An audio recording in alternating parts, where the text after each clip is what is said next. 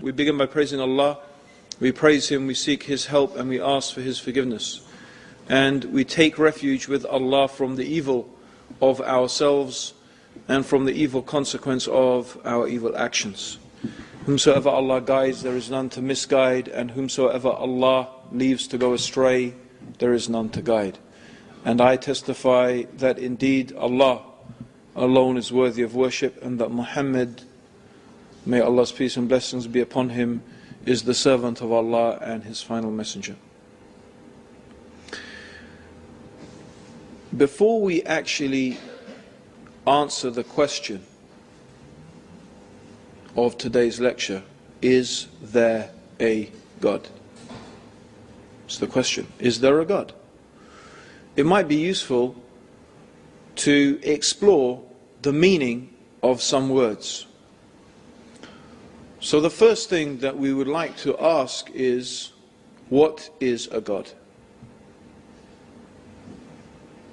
Actually, I'd like to ask you that question. What is a God? I'm not asking you, what is the God? I'm asking, what is a God? What makes something a God? So there you go, it's a question. Question needs an answer. You can sit here all night.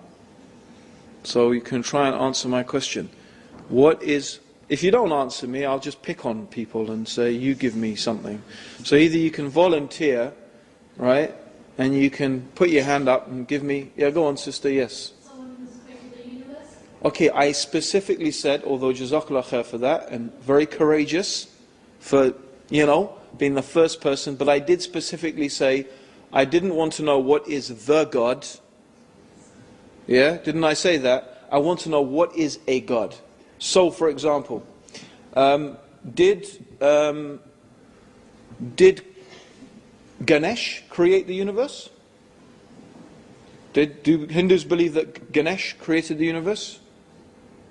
Huh? No? No. I mean, he didn't. They don't, right? Or, Aphrodite, yeah, the goddess of love. Do they believe that she created the universe? No. Okay, but she's still a goddess, and Krishna or whoever, or Ganesh is still a god.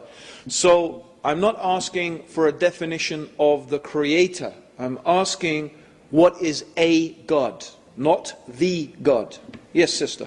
Something you worship. Okay, something that you worship, or something that is worshipped. Okay, that's a good start. That's a very good start. Still not enough, though. We want something else. What we want to know, okay, is why do people worship things then? It's very important. Why do people worship things? Why do they worship these gods?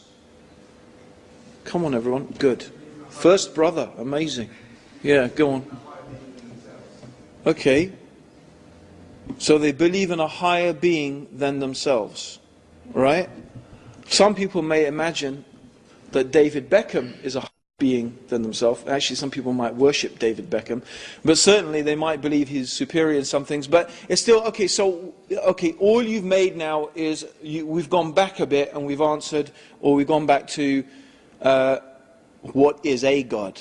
It's something that people believe is a higher being. But we've moved on a bit because the sister, alhamdulillah, mashallah, she said something which quite rightly, it's something that people worship. So now we want to explore, why do people worship things? What's worship all about? What does it involve, worship? Because the people think God can do anything, and they give us everything. Good. That's very good. Okay, excellent. People worship these gods because they think that those gods can give them something. They think that by worshipping these things, they can get something from those gods. So they imagine that by worshipping this thing, or they believe that this God can give them what they want and what they need. So, a God is something that people believe can give them what they want and what they need. That's what a God is. Right?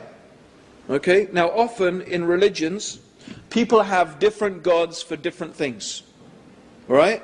So in some religions, you will find that they have a particular god that if if you're fighting a war and you want to win, then you worship the god of war. Right? Like Mars, for example, originally was a god of war. Right? Mars is one of the gods of war of the ancient Greeks. Okay? And by the way, could everyone please turn their mobile phones off or put them on silent? The brother forgot to mention that. Yeah. Or for example, if you want the rain to fall, they worship the rain god. If they, want someone to love them, they might worship the god or goddess of love. Right? So people often in some religions, they have different gods for different things. They worship this god, and they think that by worshipping it, they're going to get what they want and get what they need. I used to be a Roman Catholic. In the Roman Catholic faith, they had different saints for different things. The patron saint of travel, the patron saint of art. If you lost something, they used to tell us, if you've lost something, pray to Saint Anthony and he'll help you find it. He was the saint of lost things. Okay? So, it's the same, really. There's no difference from praying to saints or praying to... Because at the end of the day, when they pray, whatever you pray to, whatever you worship, you think that that thing, by worshipping and praying and sacrificing and serving that God, that's how you will get what you want and what you need. And usually there is a set of rituals, a set of functions. It may be prayer, it may be sacrifice, it may be giving offerings... and these things can reach extremes, including, for example, human sacrifice. In some religions, humans were sacrificed to these gods. Like the Aztecs, for example. They used to practice human sacrifice. So, this is the religion. This is the religion, the worship of these gods is the ritualized behavior. The things that people do in order to get what they want from those gods. Yeah? Okay? So these are the gods, and this is the religion. This is the worship of those gods. Right? Okay. So this is what a god is. A god is what people believe is going to give them what they want and what they need. And so people worship those gods, and they pray to them, sacrifice to them, and so on and so forth. So if we think, now let's go back and answer our question. Is there a God? Right. Well, no one could deny that there's not only a God, there are actually probably countless millions of gods. Because whatever people put their faith in and their hope in and their trust in, whatever people believe is going to give them what they want and what they need, that's their God. So everybody has a God of some degree or another, because everybody puts their faith. And these gods are not always idols. They're not always saints. They're not always people or things. Often these gods can also be ideas. They can be concepts. Because people put their faith and trust in many different things. Not only idols and saints and prophets and so on and so forth. No, they also put their faith and trust in ideologies, communism, science. Right?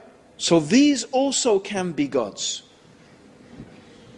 Let me give you an example. You see, I myself, as you've heard, I was brought up in, although you might not know that now, but if you met me 20 years ago, you'd have no doubt from what sort of background I came from.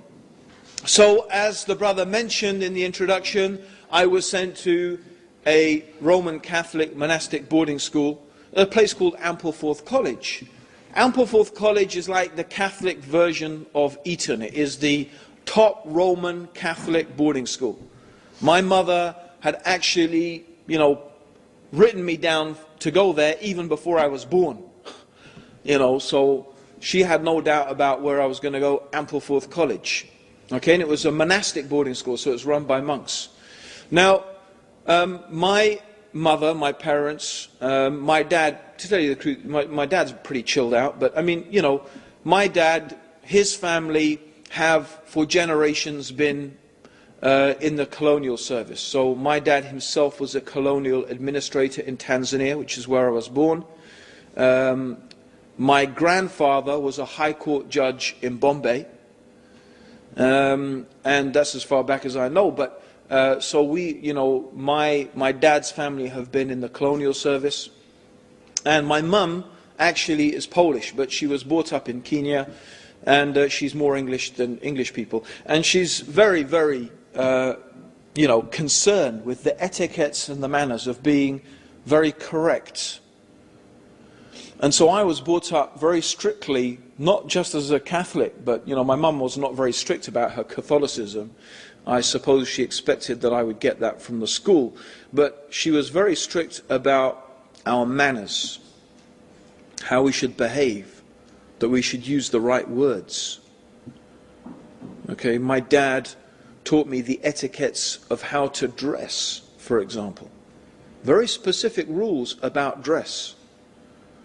And, I can look at someone straight away until today, and I could know how well brought up that person is or badly brought up they are by looking at the way they're dressed, by looking at the type of shoes that they wear. For example, my dad would teach me, you never wear brown shoes with black. Oh dear. You never wear brown shoes with, you don't. It's just, he said, Ant, you just don't do that. It's just not done. What's the correct way to wear your tie? What was the correct way to put your handkerchief in your pocket? You never fold your handkerchief in the pocket. Never. That was, they used to say it's non-you. It's just, meaning it is not the right way to do things. These are the type of details. And as for eating, the dinner was a, sort of major ritual. And even down to how do you eat your bread roll. Even to how you eat your bread roll. Everything had to be correct. You had to take a bit of butter from the butter dish with the knife that was the butter dish knife, and then put it on your side plate, and then return that knife to the butter dish, and then take your own personal butter knife. Which is, that's because it's the small one, right? And then you break your bread roll, not in the air, but on the plate. And you take a piece and butter that piece of bread roll on the plate, and then lift it to your mouth and eat it. Woe betide the one who gets a bit of butter, butter, butter, and so this, and what is all of this about? It's because they believe that by following these rituals, and that's what it is, they're type of rituals. It's a type of, in fact, a type of religion. Because they believe that by following these rituals, you will be identified as being a member of the upper middle classes. And when people know that you're a member of the upper middle classes, doors open for you that would never open otherwise. In other words, they believe that this is the way and this is the thing that will get you what you want and what you need. So therefore it becomes a type of God. Right? Becomes a type of God. Because people put their faith in it and their trust in it and their hope in it. And they imagine that these are the things that will make them successful in life. And of course, like any God that people worship, if you ask Hindus or Buddhists or any people who worship idols, they will tell you stories about how they prayed to their God and this thing happened, and how they offered things to that God, and the God drank from the, Ganesh drinking milk. Do you remember that, when Ganesh all around the world started drinking milk? Yeah? All those miracles. And you must have heard of the Virgin Mary crying, and and the crucified Jesus dripping with blood. You must have heard about all of these things. Right? So all of these things, they say these are the miracles, and these show that our gods are real. And it's the same. It's the same with belonging to the upper middle class. People say, well, our experience tells us that, and it's true. In some cases, it's true that you will get a job just by virtue of what school you went to. There are certain newspapers in this country, and this is very telling, by the way. If you think about the whole idea of so-called the free press and free speech that they talk about, no. The people who write for newspapers are a very carefully selected bunch of people, by and large, who belong to a particular elite, who have most of them studied in a particular group of schools, and who conform to a particular way of thinking about how the world should be. So it's very important to understand this. People have gods. Everybody has a god. Most people have many gods. So the real question we need to be asking today is not, is there a God? But rather, because the answer to that simply is, there are millions of gods, countless millions of gods. But actually the real question is, out of all the things that people worship and put their faith in and put their trust in, are any of these things truly worthy of it? In other words, are they really capable of giving people what they want and what they need? And so what I'm going to do today is I am going to use the Quran to analyze all the different things that people worship. Now you may say, okay, could we have a cup of coffee now, because it's going to be quite a long time to go through the millions and millions of... Of course I'm not going to go through every individual god that people worship or have worshipped. Of course not. But what we can do is we can divide these gods into broad categories. We can categorize them.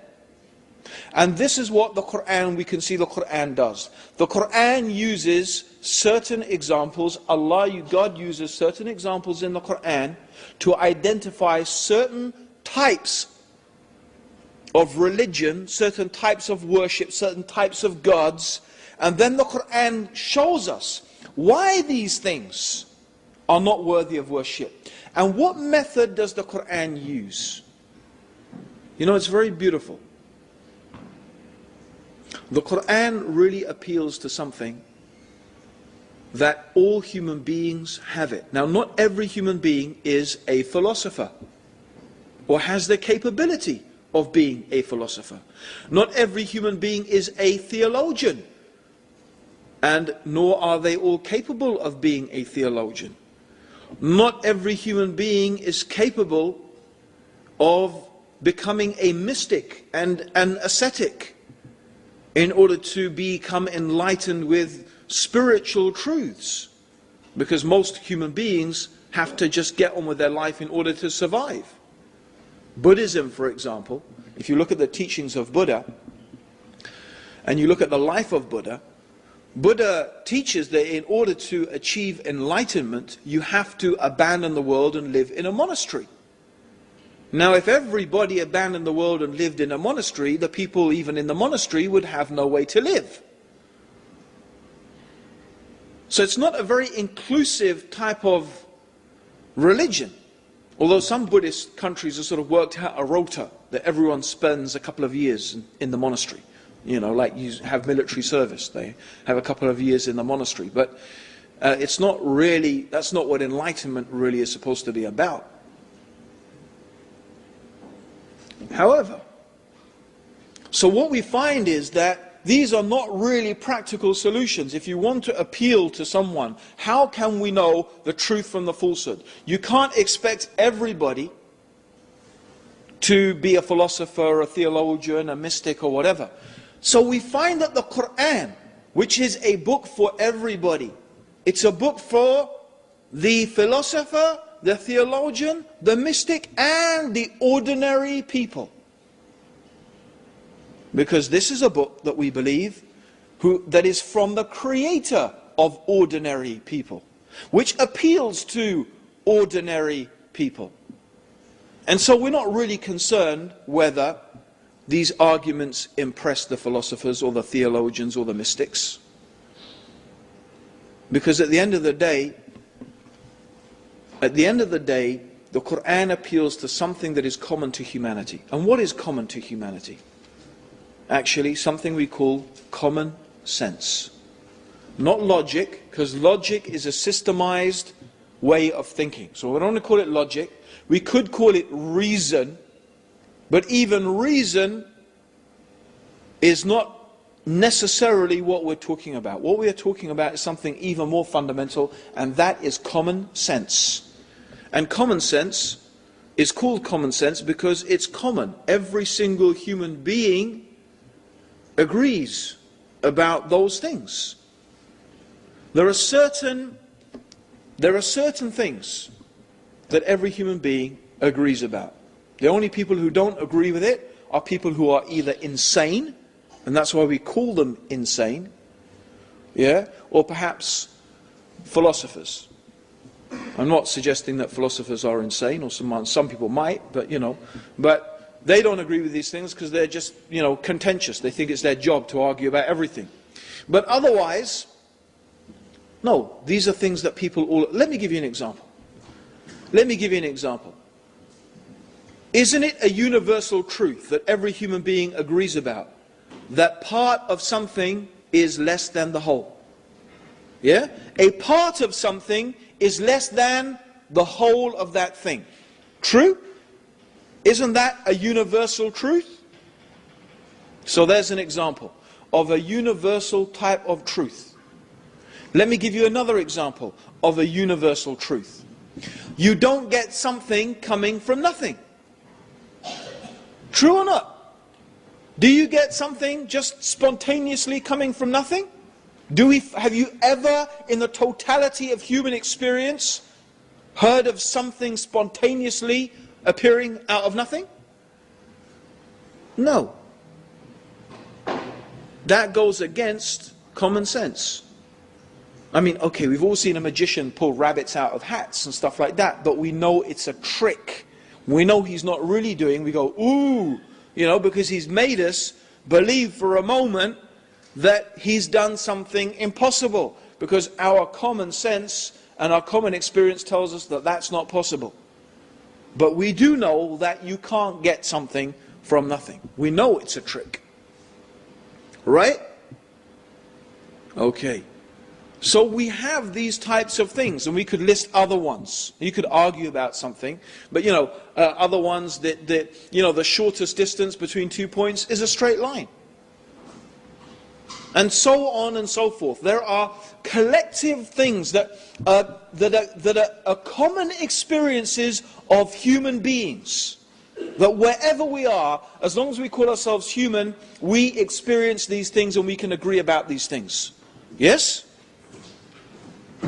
Now I want to make an important point. This is very important.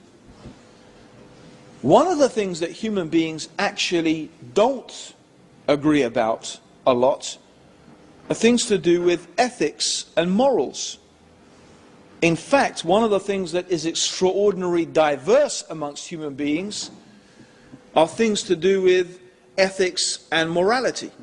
How we should behave, the things that we shouldn't and shouldn't do, the type of punishments that we should have. Okay? So for one society to say, oh, this society is backward and primitive, or this religion is wrong because it practices polygamy, whereas the right way to behave is monogamy, right? Actually, this is not a valid means through which and by which to judge anyone or anything. Because upon what basis is monogamy right and polygamy wrong? Having one wife only became the normal mode of behavior, to tell you the truth, in the northern hemisphere.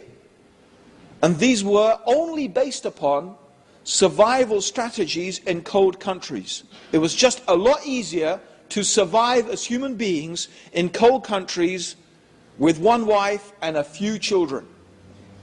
So the idea of just having a few kids and having one wife and a few kids was actually something that became established as part of the culture in this part of the world, mostly due to geography and climates, not to do with any moral superiority. And because it's more moral, it's just about that it was easier to survive like that. But due to the conditions in hot countries, okay, the survival strategies employed there were very, very different. So it is fallacious to say that we should make judgments about another culture or another religion based upon some aspects of their morality. And I'm not saying this absolutely, because actually there are some things that are very common. Human beings universally almost always agree that it's wrong to murder, it's wrong to steal, it's wrong to cheat, it's wrong to lie, so on and so forth. I mean, these things are pretty universally agreed upon. But, apart from some basic moral structures, actually human beings have pretty diverse ideas about what should be the norms of a society. And I'm only saying that because you know what? What you will find is that most people who criticize Islam don't criticize Islam on the basis of the fundamentals of what our religion teaches. And the reason simply is, as I hope by the end of today I will show you, is that the fundamentals of what Islam teaches are so firmly rooted in reason and common sense that it is really virtually impossible to produce any type of effective argument against it. So therefore the only manner or means in which they can try and make some capital out of criticizing Islam is about some aspects of its morality. But it's a false way to make a criticism, because it's not really a valid means. It's not based upon universal principles. So let's go back. Let's use our common sense and let's look at some of the stories and the examples that the Quran uses, and just let's see how very much based upon common sense these things are. So let's take the first category of people. The first category of people are those people who, and these are very few by the way, historically, even until today, the amount of people who actually say, I believe there is not a God, that there is not a creator, that there is no being that has brought this universe into existence, that it's just a product of random events or whatever. It's just time that destroys us. There were people in the time of the Prophet who made claims like that. And there are people today who make claims like that. But historically, amongst humanity, they have been very, very few. And societies that have actually made such claims have either not existed at all or have lasted such a short time that they have evaporated in history. Like, for example, the Soviet Union. The Soviet Union was a self-declared atheist society. In other words, the belief system of the Soviet Union was that there is not a God. And this is what they attempted to force upon people, and you can see how long that society lasted. A mere,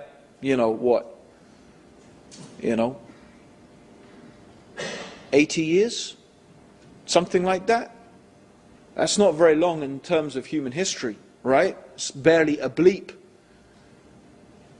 So, similarly you will find that all cultures, even the most primitive cultures, so-called primitive cultures, have this concept of a transcendent being that has created the universe and has brought it into existence.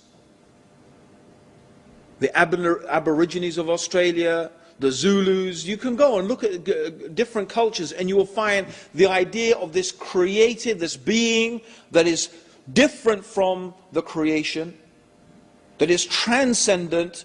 This idea of this transcendent creator is universal in human culture, and the reason is because it is so fundamentally rooted in common sense. It's a common human experience. And so these things are not difficult to understand. The Quran, for example, poses a series of rhetorical questions. A rhetorical question is a question that is not supposed to have an answer. When someone asks a rhetorical question, they're not expecting you to answer it. In fact, the question in itself has an answer. For example, the Quran says, concerning or to those people who claim that there is not a God, that there is not a creator being who has brought this universe into existence. The Quran asks the rhetorical question, did it come from nothing? This universe. Did the universe come from nothing? That is a rhetorical question. Because it's obvious that you can't get something coming from nothing. As I've already stated, there is nothing in the totality of human experience that leads us to believe that you get something coming from nothing, or that you get order spontaneously arising out of chaos. Rather, human experience tells us that where we see things working according to laws, according to patterns, according to systems, laws and patterns and systems have been imposed upon that thing. Right? That's why if you were walking in the desert in Saudi Arabia, right, and you found a mobile phone, what are the essential components of a mobile phone? The essential components of a mobile phone are plastic. Does anyone know what is the base material from which plastic is made? Sand. No, it's not sand, it's petroleum, it's oil. However, there is something else that comes from sand, and that's the silicon chip. Silicon is in fact sand.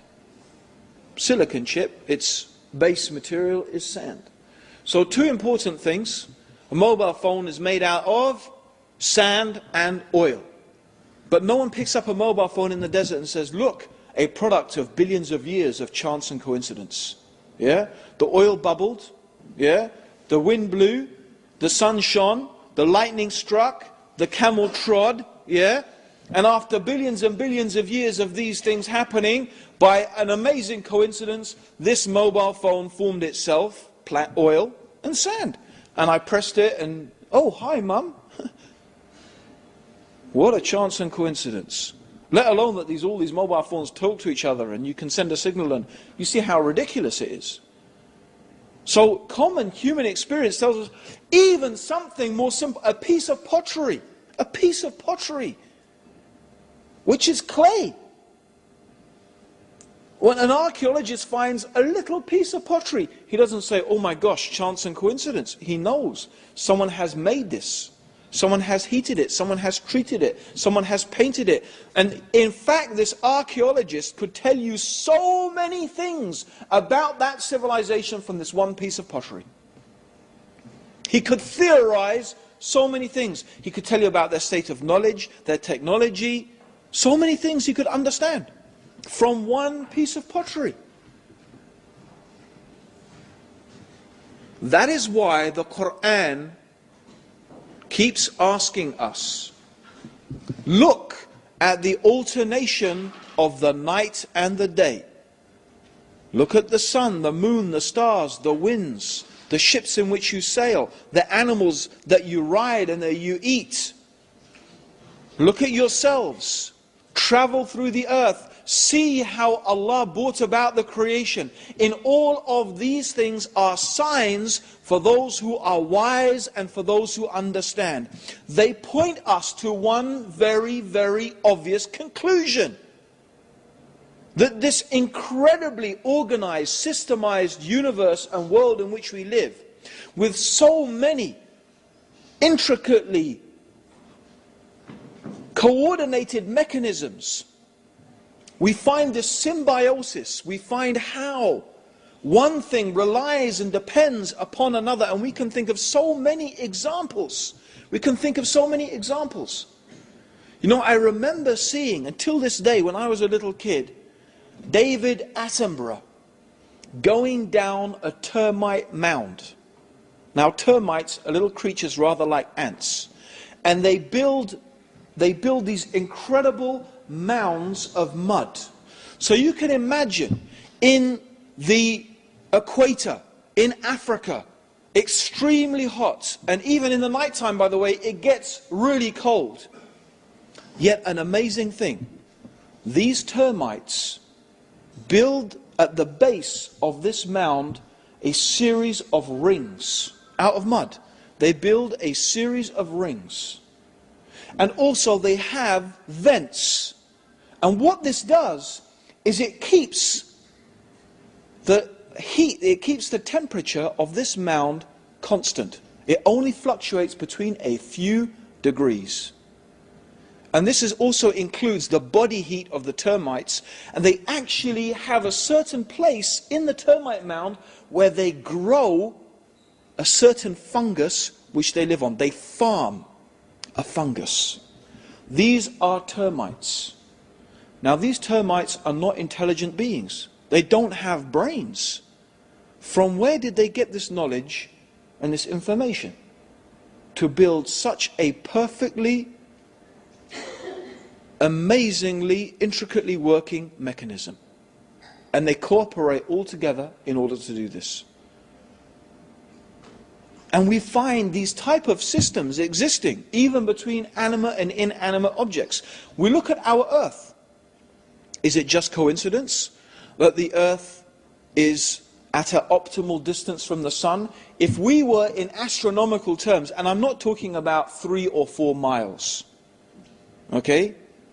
In astronomical terms, by the way, our galaxy is 100, the Milky Way, the galaxy in which we live, is 100,000 light years across. That means if you lived for 100,000 years and you traveled non-stop at the speed of light, that's how long it would take to cross our galaxy. And our galaxy is one of millions in the known universe, which is, I think, 10 billion light years across.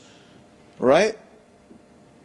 So can you imagine the type of distances involved in the universe?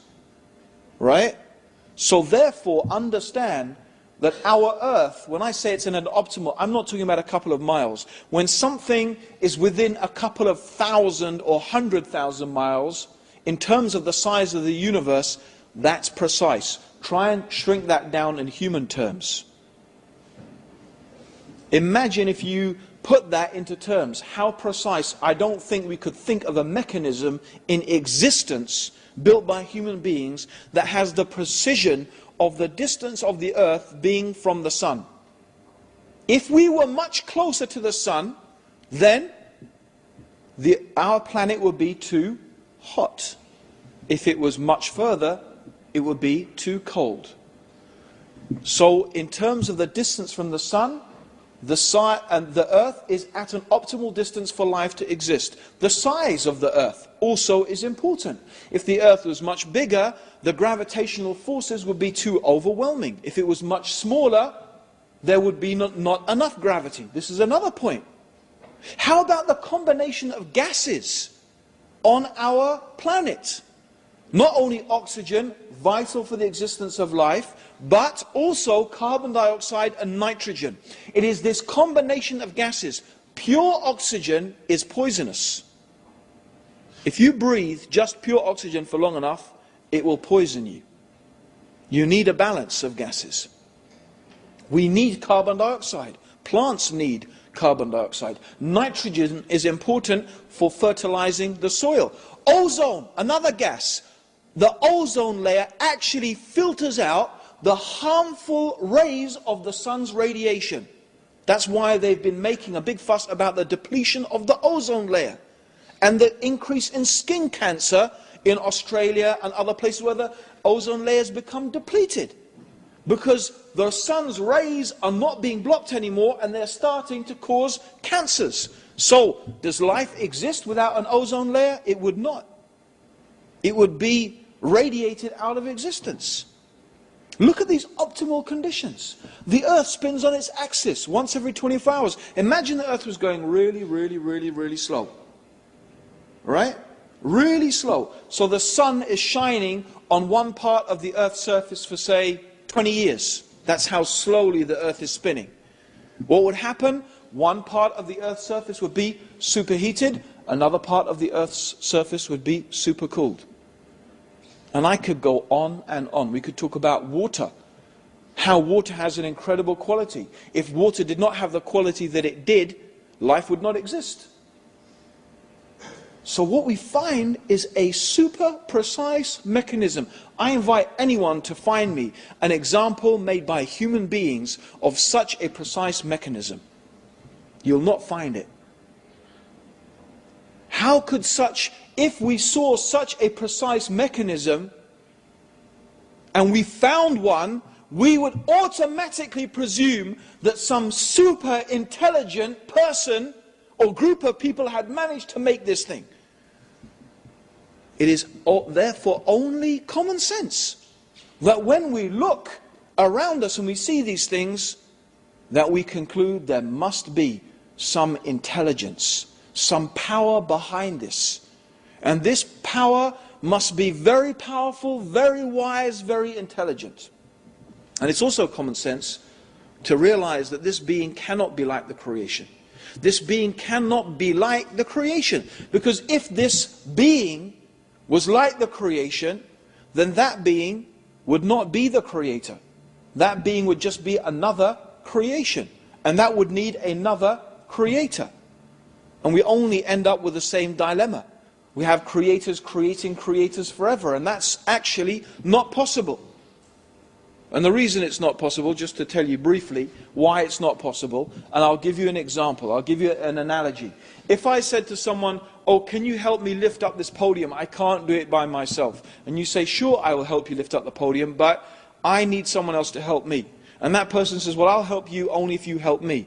And so if everyone makes the condition that I will only help if someone ever helps, will this podium ever be lifted?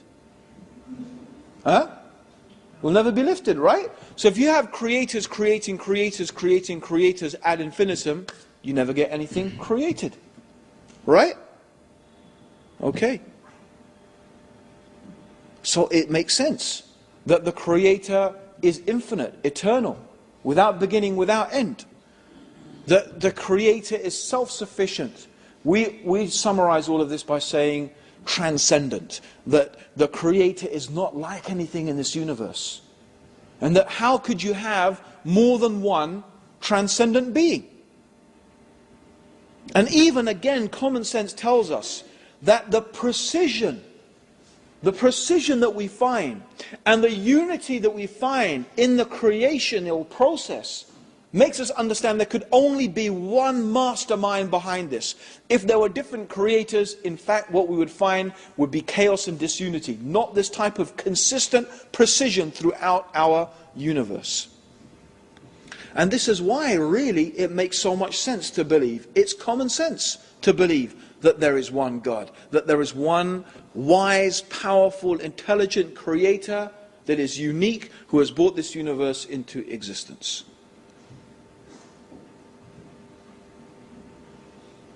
This is common sense. This is reason.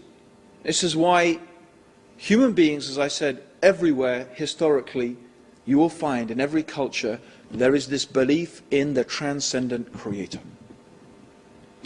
You see, the Quran says that in fact, the real problem with the human beings is not that they don't believe in God.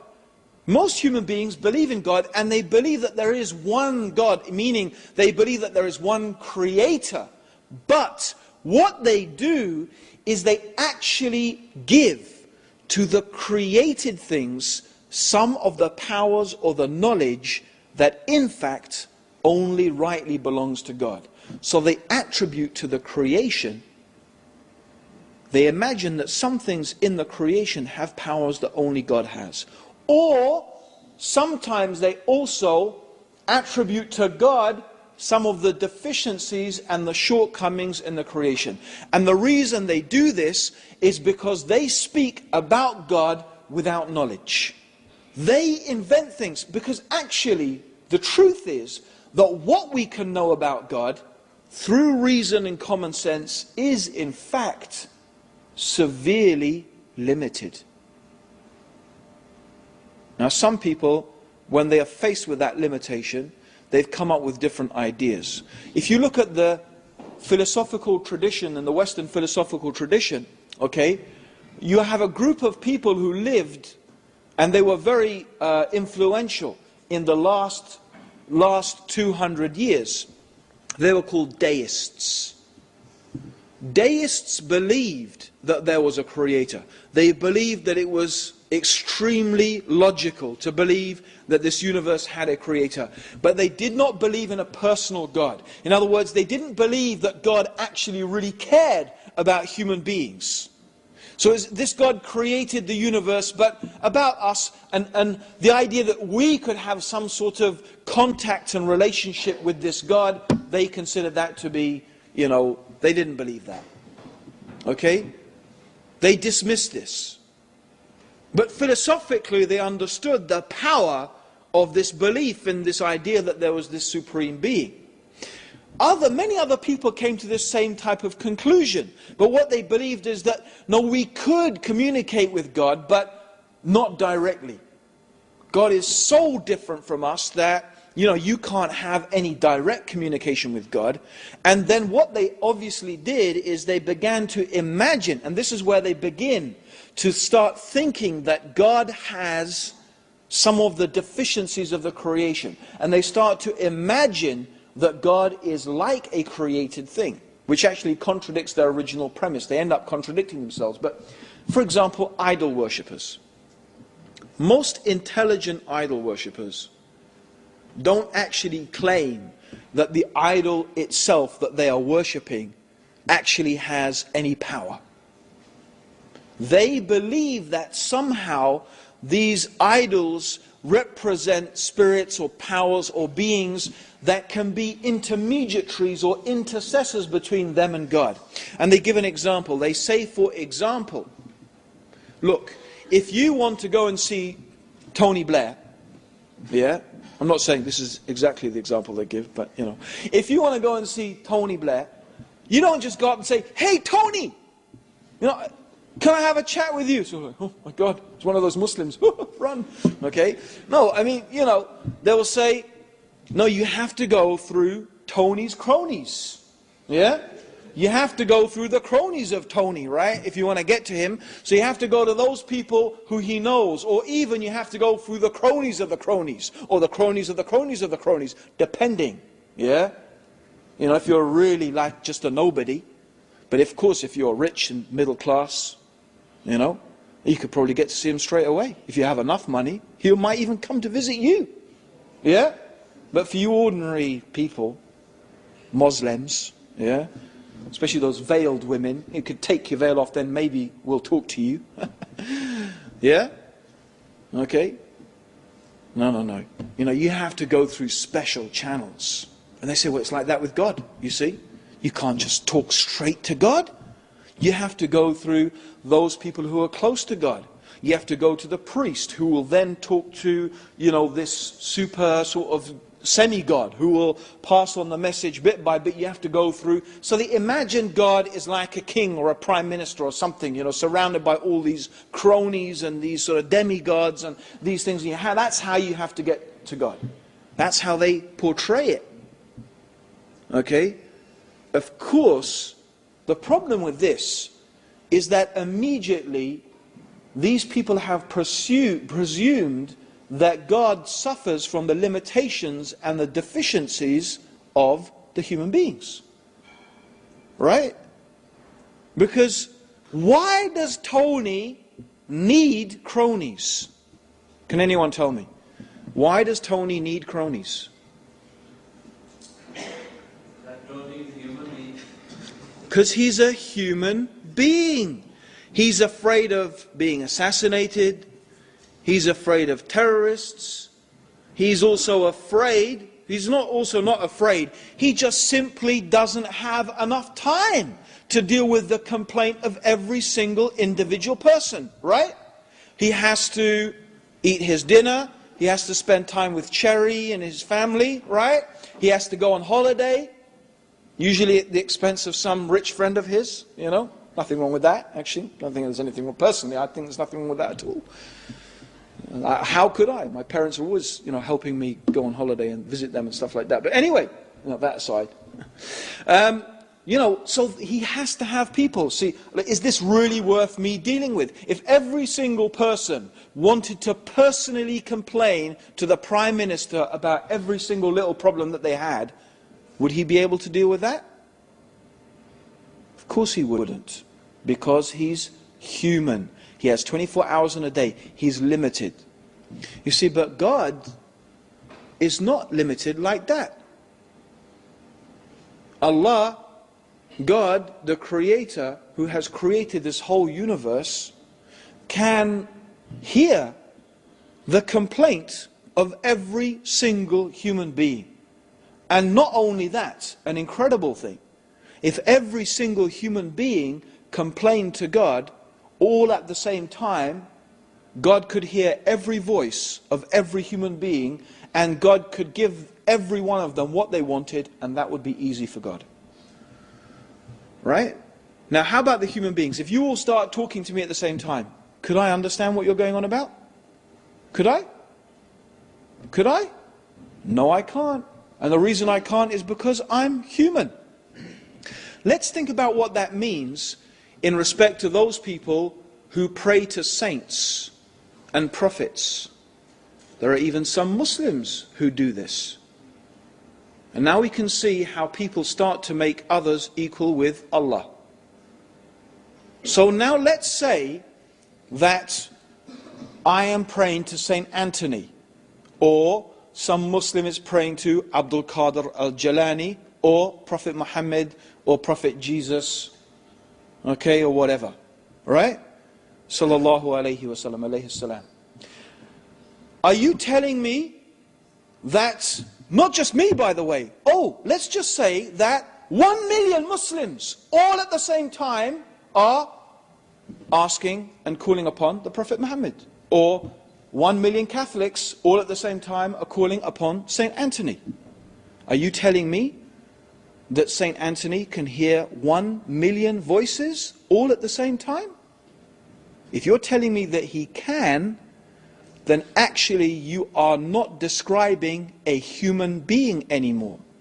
You are saying that he has powers that are actually divine powers. You are now beginning to make that person equal with Allah, with God. Whether it's the Prophet Muhammad sallallahu alaihi wasallam, or Prophet Isa, or Saint Anthony, or Abdul Qadir al-Jalani, if you first of all put aside the argument of whether the dead can even hear the living, okay, let's put that aside. Although I believe that the dead cannot hear the living. That's why it's called barzak. Calling upon a dead person is like calling upon a brick. But let's put that aside. Let's say they can hear. Are you saying they can hear these multiple voices all at the same time? You're not really saying they're human anymore. And they could deal with all these prayers and all of these supplications? That's a divine attribute. And this is how people either they imagine that God, Allah, is limited. See, they've given to Allah limitations, and they've given to human beings exaggerations. This is how people start to make and worship things, and listen, if I pray to Saint Anthony, don't I hope that he's going to hear me? Don't I trust that he's going to answer my prayers? Don't I put then faith and hope and trust, and I believe that he's going to give me what I want and what I need? Or if I pray to Prophet Muhammad or Jesus or whoever it may be, doesn't it therefore become a God, an object of worship? It does, of course it does. And the Quran deals with this. Actually, there is something more foolish about idolatry. And the basic reason why it's foolish is because of simple common sense. Any human being who spends some time thinking about it would realize this is foolishness. And again, the Quran appeals to common sense. A beautiful story is the story of Abraham. See, Prophet Abraham, he is well known for smashing idols. Bit of a radical. Can you imagine that these days? Prophet Abraham tried so hard to convince his people. You see, from a young age, he was brought up, his father's house. He was watching, his father used to make idols. So he used to see his dad get a piece of wood, chop up the piece of wood and make an idol, use the chippings to heat the fire to cook their food, yeah? And then this idol which he made, he would see his dad give it to the people, and the people would pray to it. And he realized, this is the same thing we were cooking our dinner with. right? And now the people are worshipping it. He's brought up realizing that what is this? And then he noticed the people, they're worshipping the sun, the moon and the stars, but he's looking, he's seeing, well, the stars are there, and then the moon comes out and outshines the stars, and then the sun comes and that outshines everything, and then the sun sets. And why are we worshipping things that obviously are controlled by something else? It doesn't make any sense to worship them. They don't have the power. They're under the power of something else. And he realizes that these things are not true gods. They shouldn't be worshipped. Why should we worship these things that come and go and temporary? Because if they can go, that means they can let us down. The time we really need them is when they're not there. So why should I worship that? Why should I put my faith in that? Why should I put my trust in that? So one day he's determined. He says to his people, I'm going to show you. I'm going to prove to you that your worship of the idols is false. So when his people have gone, it's their festivity, and it's their religious festival, he doesn't want to participate in it, because he doesn't want to be involved in their idol worship at all. So he says to them, I'm sick. He says, I'm sick. Meaning, actually, he was sick of what they're doing. So, when they were doing this, he went into the temple and he smashed all the idols except the chief idol. And he took his axe and he hung it round the neck of the chief idol. Now when the people came back, they were outraged. Who has committed this blasphemy? Who has done this to our gods? And some people said, well, you remember that young man Abraham? He was saying that he was going to prove our idols are false. So the king, he brings Abraham in front of the people. He says, Abraham, did you do this to our gods? So Abraham says, ask the big one. Ask him. So then they look at each other and they say to Abraham, Abraham, you know that our gods can't talk to us. He says, why do you worship something that can bring you no benefit and no harm? This idol can't even protect itself. How is it going to protect you? Isn't that common sense? Isn't that just common sense? Isn't it our common everyday experience? You who are students here in Buckinghamshire and Chiltern University, yeah? When you want to study in a university, now these days you need loans, right? You need money because you have to pay for some of it, right? Okay? Where did you go to get the money? Did you go to the guy begging on the street, sitting outside the railway station? Excuse me, mate, I need to go to university. Could I borrow a couple of £1,000? Did you do that? Did anyone do that? I don't think so. Because if this guy can't help himself, how is he going to help you? When Kuwait was invaded by Iraq, who did they appeal to for help? Bangladesh? Bangladesh with one helicopter. Nothing against Bangladesh, but if you want military aid, Bangladesh had one at the time. I remember reading, they had one helicopter, right? They couldn't cope with the floods in their own country. How would they possibly be able to supply military aid to Kuwait? And nothing against Bangladesh, nothing against the guy begging in the street. It's just common sense. You don't ask someone who can't help themselves, right? Common sense, that's all it is. Common sense. So if the idol cannot do anything for itself, how is it going to be able to do something for you? I mean, isn't it extraordinary? You go to the shop. Excuse me, I'd like that idol over there. Okay, he brings the idol down. And this idol can't, you might think it might fly down itself, right? No, he brings it down. And he pays money for the idol. He actually pays money to get the idol. And then he carries it home. Not the idol doesn't carry him, so that's it, now I'm your God, I'll carry you home. No, he carries the idol home and he puts it up on the shelf, and if it fell down again, he'd have to put it up again. Right? And then he says, oh, such and such, help me. Give me this, give me that. Does that make any sense? Same thing. Muslims do it. A person dies, they wash him, he can't wash himself. They shroud him, he can't shroud himself. They carry him to the grave and they bury him in the grave. And they say, oh, such and such, do this and that for us. Extraordinary. Does this make any sense? And Allah is just appealing to common sense. So this is one broad category. These are false gods. These are things that we should not worship. They cannot give you what you need and what you want. They can't even help themselves. Here is the argument. Whatever things you could say, oh, sometimes my prayers were answered. It's just coincidence.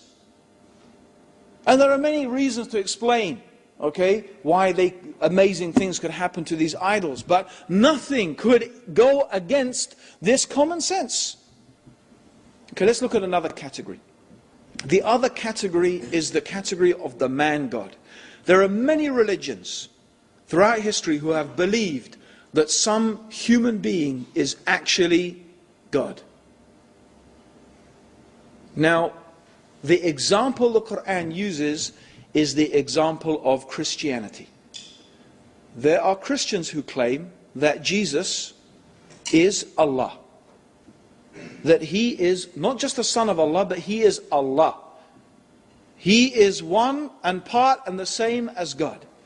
And the Quran appeals to such beautiful, commonsensical things. The Quran says, didn't Jesus and His mother, because some people also worship Mary, and there were some Christians who used to believe also Mary was God. Even Catholics say that Mary is the mother of God. The mother of God? God had a mummy. And so God, mama, mama, right? Changing God's nappy, yeah?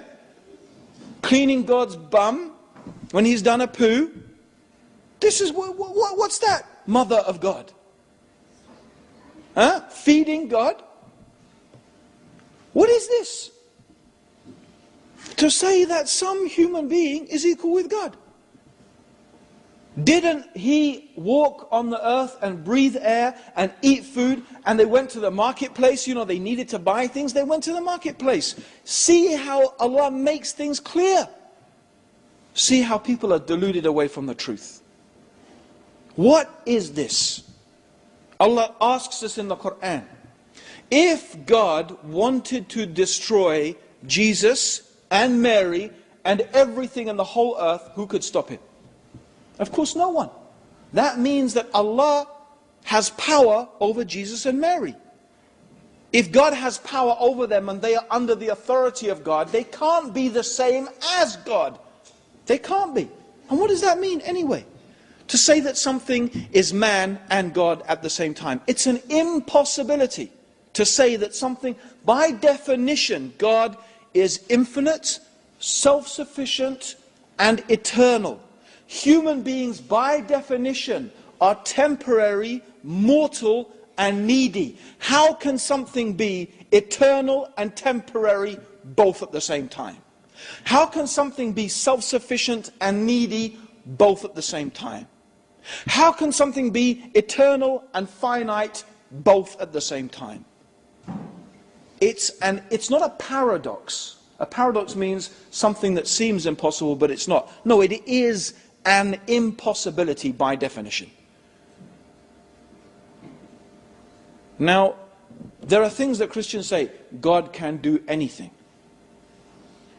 Well, I mean, this raises a whole load of questions. God can do anything. I always say, well, do you believe God can do something evil?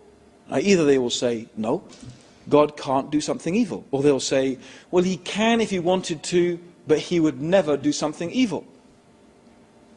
I say, why not? They say, because God is good. God only does good things. I say, exactly. It is the nature of God. The nature of God is that God is good. And a good God does not do evil things. It is also the nature of God that God is eternal. So an eternal God doesn't become temporary. It's the nature of God that He is self-sufficient, free of any wants and needs. So God does not become needy. Because that contradicts the nature of God. It's that simple. Doesn't that make sense? Isn't that just common sense? Now, you know, the whole idea that God becomes a man. Okay. You see, the problem is this. If you have a piece of string, yeah, and the piece of string is in the shape of a square. Yeah? Let's say the square represents the attributes of God. Right? I'm not saying that God is like a square, I'm just saying it represents. So the square, we replace infinite, eternal, self-sufficient, and we just, instead of all of those words, we just have a square. Yeah? And the circle represents the qualities of a human being. Needy, temporary, finite, mortal. You know, we're born, we die, we forget, we need to eat, we need to breathe. So these are our, and let's say all of these, we forget those words and we just use it as a circle. Now just theoretically, what we could do perhaps is we could get the piece of string and change the shape of the piece of string from a square to a circle. So perhaps you could make the square into a circle and you could make the circle into a square. But what you can't do is make the square into a circle and it's still a square at the same time. Right? Something can't be blue and red and still be blue. You can't make blue red and it's still blue. The circle can't be made a square and still be a circle. But that's what they're trying to say. God became a man but was still God.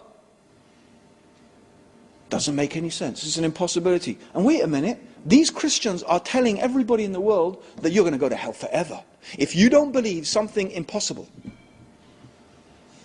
God is telling us, according to their religion, if we don't believe something absolutely impossible, you'll go to hell forever. So I have to believe something impossible without any proof, because by definition, you can never prove an impossibility. How can you prove something impossible? You can't. So I have to believe something impossible without proof. It's simple. I'll tell you something. And this is what I always say to every Christian. I say, you're telling me that on the day of judgment, I stand in front of God, and God says to me, why didn't you believe that I became a man? I will say, how could I believe that you, Allah, the eternal, self-sufficient creator of the heavens and the earth, was a temporary, mortal, needy man? How could I believe such a thing? You are far above that. If God then puts me in hell forever, I will never feel for one moment of eternity that God has treated me fairly or justly. But if a Christian is asked by God, how could you say that I was equal, that this human being was me? This human being that ate my food, this human being that breathed my air, this human that depended upon me for his entire existence. You're saying that this human being was equal to me? If that person goes to hell forever, they will know that they deserve to be there. They will know it. That's justice. That is justice. There's one other thing I want us to think about. And I like to give this as an example. Right? Modern science has made us appreciate something really remarkable. And that remarkable thing is exactly how minute we are. Actually, 1,400 years ago, the Prophet Muhammad, was also, in reflection of the words of the Quran, reminding us of our humble origins. The Quran reminds us that you came from a sperm drop, a despised fluid. The Quran reminds us of our base origins. The Prophet Muhammad even mentioned that the universe compared to the kursi, وَسِيَ كُرْسِيُهُ السَّمَاوَاتِ وَالْأَرْضِ, and Allah's kursi, his pedestal, extends over the heavens and the earth. How? The Prophet Muhammad said, the universe is like a ring in the desert compared to the kursi. A ring in the desert. Think about that. Think about a ring in the desert. How big is the desert and how small is the ring? And the kursi compared to the arsh, and the arsh means the throne of God, is also like a ring in the desert. Our universe is like a speck. Like a speck. Now, we are on an earth which is a speck, in a solar system which is a speck on the outer spiral of our galaxy, which itself is a speck, in the universe which is a speck. before the kursi, which is a speck before the arsh. Now if I said to anyone, oi, speck, even if I said it nicely, oh beloved speck, oh noble speck, oh good speck. But if I call you a speck, it doesn't matter how many nice things I put with it, calling a person a speck is not a nice thing. But you know what? We are specks. I wouldn't be lying if I called you a speck, and you wouldn't be lying if you called me a speck. But still we don't like it. How about then if we said that God is like a speck, whose kursi extends over the heavens and the earth, which is like a ring before his throne. So how about God? You say that God is like a speck? In fact, you said God became a speck on a speck in a speck in a speck. That's equal with God. That is insulting God. Common sense. That is common sense. Now some people say, no, we don't believe that Jesus is God. We believe he's the Son of God. But that's not any better. That's not any better. Saying that God has a son is not much better. That's still insulting God. That's still saying that the child of God, the Son of God, is what? Some insignificant creature? Some speck on the earth? And I don't mean here to belittle Jesus, alayhi salam. Okay? Of course, with Allah he is an honored slave. But that's what we are. We are creatures of God. We are the creation of God. We are the slaves of God. The only difference is, what sort of person are you? Do you believe in God? Do you insult God? Or do you honor God? Do you obey God or you disobey God? That is the only difference between the human beings. Not your caste, not your color, not whether you're middle class, upper class, lower class. Okay? None of those things matter to Allah at all. What matters is, are you faithful? Do you honor God? Do you praise God? Do you obey God? That's it. If you do that, God loves you. If you don't, he doesn't. It's that simple. It's that simple. So you're either one or the other. All the other things are artificial and of no concern to God. So this is what is important. So we're all creatures of God. But what does it mean, son of God? Think about that. I mean, I remember there was an Anglican priest who came to the same conclusion. He was saying, what on earth is this supposed to mean, son of God? He thought about it himself and he realized that, what is that supposed to mean? You see, when we use the term son, what do we mean by that? My son, right? So first meaning is the literal meaning, begotten son. The word begotten means born of the act of sexual intercourse. Are we saying that God had sex with a woman and had sons? God does not have sons and daughters. God does not have intimate relations with, and this is why the Quran asks, if God had a son, who is God's wife? Because presumably God would not make fornication and adultery illegal for us and then practice it himself. Does God?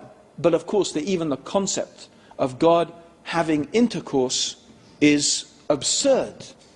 So obviously God did not have a literal son. God did not beget a son. Right? Because my son is human like me. By the way, if you have any doubts, you can study early Christian theology. Some early Christians, one of the evidences they actually brought to claim that Jesus was God is exactly this argument. They said, my son is human like me, therefore God's son must be divine like God. That's exactly the argument they brought. Meaning they actually had this idea that God must have literally begotten a son. Which is ascribing a calamity Allah refutes this time and time and time. In fact, one of the reasons that the Quran has been revealed is to refute those people who say that Allah has a son. This is actually mentioned. Allah mentions this in Surah Al-Kahf. One of the reasons why Allah has revealed the Quran is to refute those people. And by the way, this is something that many pagans had this idea. Many pagans had this idea. Zeus, for example. Zeus had mistresses and wives and sun gods and, you know. So, for example, Hercules was the son of Zeus. So they had this idea that their sons would marry and, you know, have mistresses from amongst women of the earth, and these half-gods would be born, and so on and so forth. This was their idea. It's a pagan idea. It's not a monotheistic idea. Which, by the way, indicates that really Christianity is so much of it taken from paganism. Anyway, I don't want to get, because I could go quite far into talking about that. But it's another topic. So the Son of God. Okay, so we say, most Christians will actually say, no, we don't believe that God. Of course we don't believe God is, you know, that Jesus literally is the actual, you know, literally begotten Son of God. So we say, well, what do you mean? Do you mean God adopted Jesus as a son? Again, it doesn't make any sense. Let me give you an example. Right? If I brought with me today a goldfish, yeah? I have a little thing, and I bring with me a goldfish, and I say, everybody, this is Jonah, my son. So it's a goldfish. Oh, it's my son. He eats with me at the table. He has a bedroom in the house. And according to the new adoption laws that they've just passed in England, very liberal, the papers are coming through next week, he's my son. Now, you would say, look, that's a fish. You're a human being. You can't have a fish as your son, because the fish is not like you. But let me ask another question then. How is a human being like God? The human beings who are specks on an earth that is a speck. In fact, isn't it true that I am actually more like a fish than I'm like God? Isn't it true that any human being has more similarity to a fish than they have to God? You see, the fish is born and the fish dies. Human beings are born and human beings die. The fish need to eat and they need to get rid of what they eat. Human beings need to eat and they get rid of what they eat. Right? The vision of the fish is limited. My vision is limited. The fish can only remember so much. I can only remember so much. My knowledge is limited. My powers are limited. My ability is limited. This is what I share in common with the fish. Whereas God, His seeing is without limit. His knowledge is perfect. God is never born and God never dies. God is eternal. How am I like God? In what way am I like God? Even a fish, maybe not a fish, but certainly an animal can even show compassion to its child. I don't know, I saw the most remarkable program, nature program. I can't even remember where I saw it. And I was absolutely transfixed. It was about the crossing in the Serengeti. So you have two parts. You have Masai Mara, and it's the plains where all the animals are in Kenya and Tanzania. And there's this famous place where the wildebeest and all, in fact not just the wildebeest, all the animals, the zebras, the wildebeest, they cross the river and the crocodiles get them. You must have seen that. Amazing thing. There was one, and they were following this one baby wildebeest. It was crossing with its mother. And we know how the Prophet ﷺ said that, that Allah has divided His mercy into 100 parts.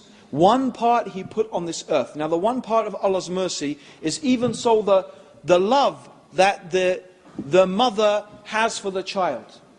Right? And I saw in this thing how this baby wildebeest couldn't climb up to the other side. This baby wildebeest could not reach to the other side of the river. And in fact, climbing, it fell down and it ended up being washed down the street. Somehow the crocodile didn't eat it. And it ended up going right back to the other side. The mother had made it. Do you know what this mother did? You know what the mother wildebeest did? She went back across the river. She went back across the river, facing the hippopotamuses, right, which were attacking them, the crocodiles which were eating them. Did she care? No. She went right back across to go after her little baby. That is the compassion in an animal, in a creature. So even animals can have compassion. Doesn't make them divine. So what do we mean, Son of God? What does this mean? Again, no. We are creatures of God. We are the creatures of God. We are the servants of God. All of this is to show us, look at the things that people worship. Look at the things they put their faith and their trust. These are the false gods. None of these things are truly worthy of us worshipping them. Now, I've got two more things that I want to mention. Only two more things, and I won't dwell on them for long. But two more categories. The next category I want to deal with is race, tribalism. This is a false god as well. And the people that are used in the Quran as an example, they're not the only people who have this quality, but the ones who are used as an example for this are the Jews. Because amongst them are many who think that they are better purely because of being a Jew. It's racism. They think they are God's chosen, favored people purely by virtue of their ancestry. And God refused this utterly and completely in the Quran. And it has been completely and utterly refuted by the Prophet Muhammad. No human being is better than another human being based upon who they are descended from. And of course the Jews are not the only people who suffer this delusion. And of course I mean to say, by the way, not all the Jews, because a true pious Jew would never believe such a thing. But in fact the Prophet Muhammad said that you Muslims, the ones that you Muslims you resemble mostly, you have the closest resemblance to, are the children of Israel. You are most like them. And you find, unfortunately, many Muslims have the same idea. I am better because my ancestors were Muslim. Not because of me and what sort of Muslim I am and how I follow my religion. No, what do you know? You're a new Muslim. I mean, this is what I've seen it myself firsthand. 20 years I've been a Muslim, and I experienced a lot of it from the Muslim community. What do you know? You're a new Muslim. My ancestors were Muslims. My great whatever. As if, so what? What's that got to do with anything? Subhanallah, the Prophet Muhammad sallallahu alaihi wasallam, he said the first time he publicly called people to Islam, he called the different tribes, these tribes who he was related to, he called his own tribe, even his own daughter Fatima. He said, I cannot help you at all against Allah. Meaning you being my daughter will not help you one single little bit against Allah. When you meet Allah, the fact that you're my daughter is not going to help you. If that's Fatima, the daughter of Prophet Muhammad, how about everybody else? Sallallahu Alaihi Wasallam. But this is a delusion. Many people suffer this delusion. Racism. We're better because we're British. Get rid of the Pakis, get rid of the niggers, get them out. Yeah, Britain will be great again. Yeah, you've heard all of that, haven't you? I can just imagine them cutting and pasting that one, yeah? Racist Muslim, BNP Muslim, you know? You heard that. As if what? Being white makes you better? Why? What is better about being white? Or being brown, or being anything? Why would a color of your skin have anything to do with making you a better person? But there are many people who suffer this delusion. And it is a type of idolatry. It's a type of shirk. It's a type of false god. Because that's what they think.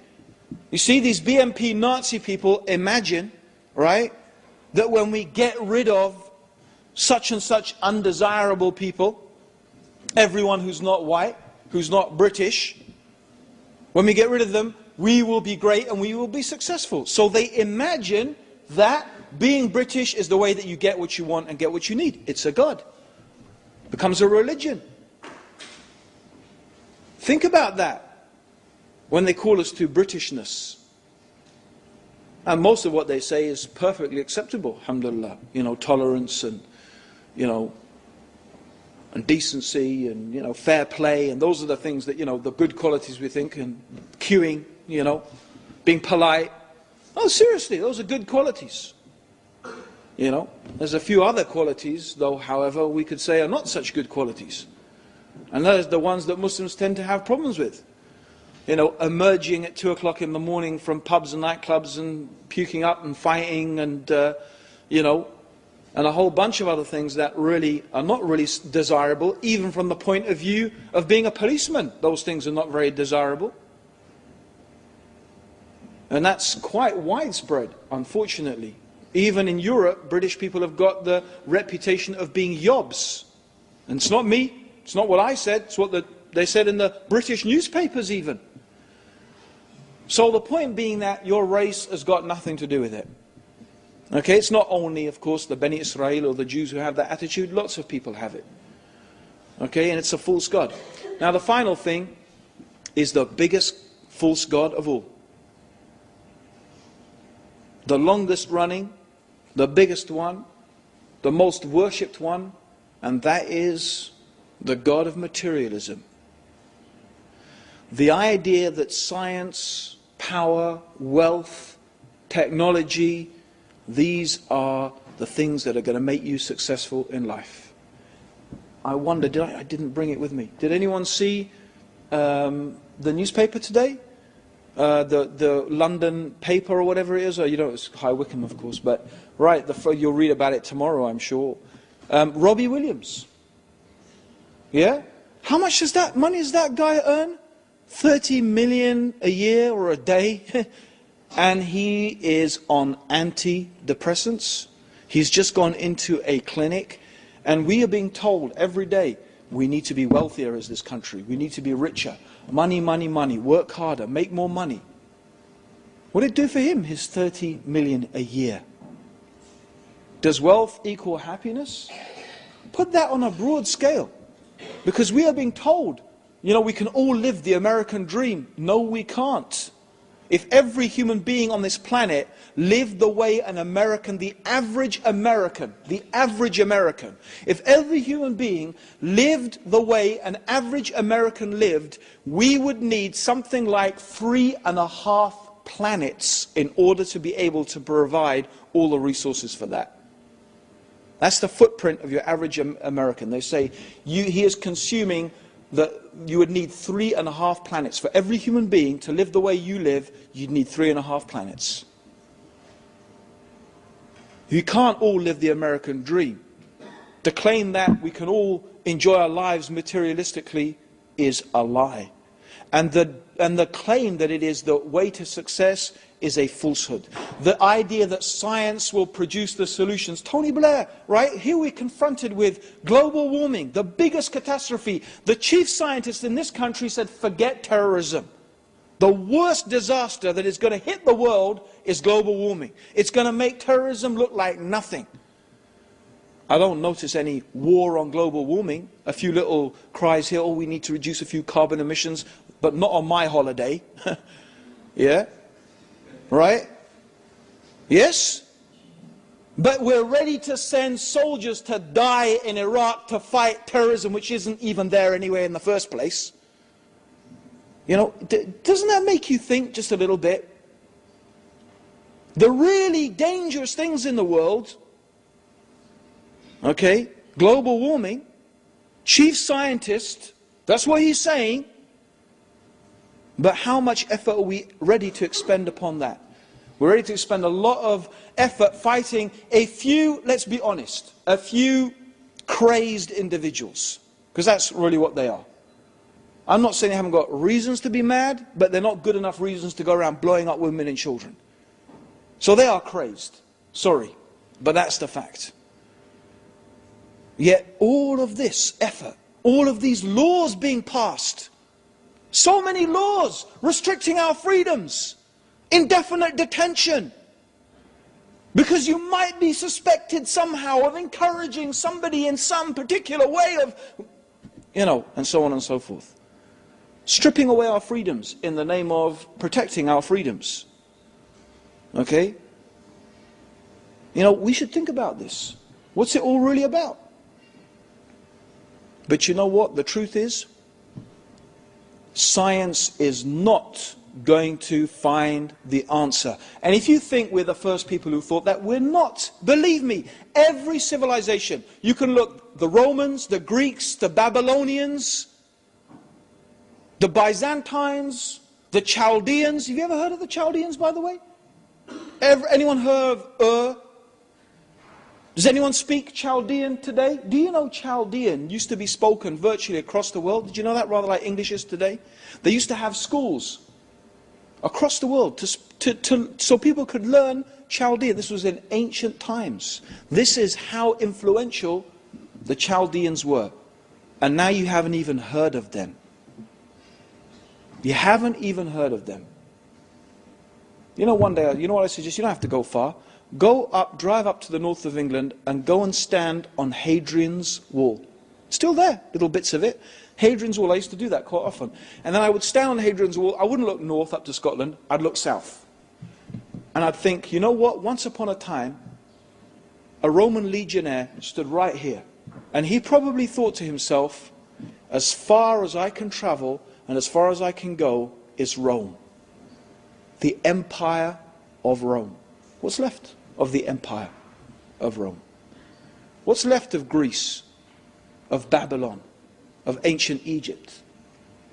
Allah says in the Quran, travel the earth and see what happened to those people, see what happened to those civilizations. And believe me, you study, they thought they had all the answers. They thought their technology, their science, their industry, they thought that they were masters of everything. But what is left? That is the pipe dream of materialism. It is the pipe dream, the false god, the biggest false god of all. The idea that in money and wealth and science and technology is the true answer to all of our problems. In it we put our faith and our trust. See on the dollar bill, in God we trust. Should be, in this dollar bill we trust. This is the God.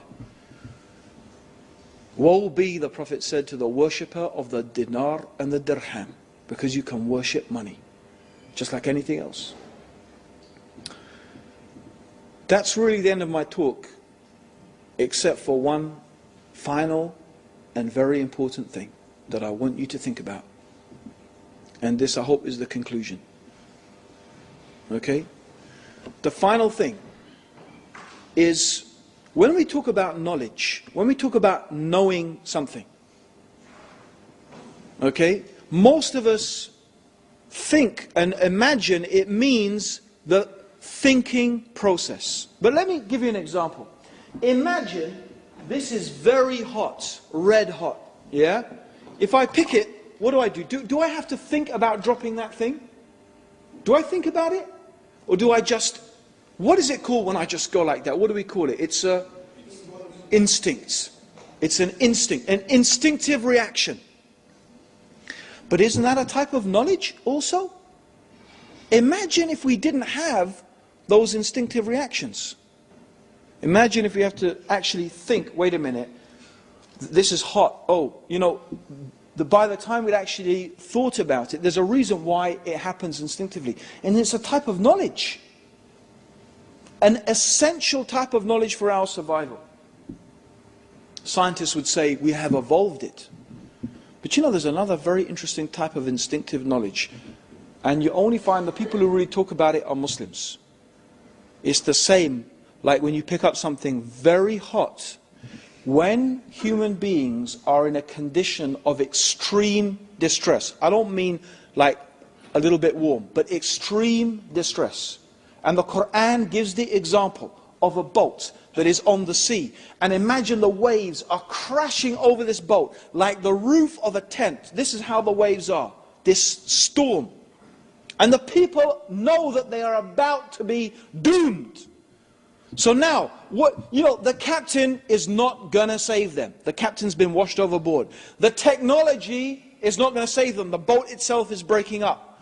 Do people think their money is going to help them now? Their British passport, is that going to help them? Their caste, the color of their skin, the tribe they're from? All those gods, all those things that they put their faith and they put their hope and they put their trust in, they forget them. And what do? They start calling upon that one being that they know instinctively. They know, it is knowledge from inside themselves, that there is one being. This being is not anything in this universe. No, this being has power over everything in the universe. It's not the name here that is important, but the one they are calling to is truly Allah, is truly the Creator, the one who has power over all things. And then Allah asks then, and you know that that's true. Every human being, they know in their heart that that is true. Then why? In that moment when you have complete faith in Allah, why then do you put your faith and your trust and your hope in other than Allah? Why do you worship other than your Lord? Because ultimately all those things, they are false. Because at that moment, the one that you rely upon and hope in completely and utterly is Allah, the Creator alone. This is the beautiful, simple message of Islam. This is the beautiful, simple message of Muhammad sallallahu alayhi wasallam, of Jesus, the true message of Jesus alayhi salam, of Musa, the true message of Moses alayhi salam, of Abraham alayhi salam. This is the true message of all the prophets, that we should abandon the worship, the false gods, and in fact we should worship the one true God, which is Allah subhanahu wa ta'ala.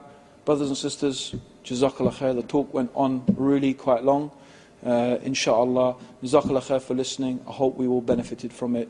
Assalamu alaikum wa rahmatullahi wa barakatuh. May God's peace and blessings be upon you all, and may Allah guide all of us closer to the truth. Jazakallah.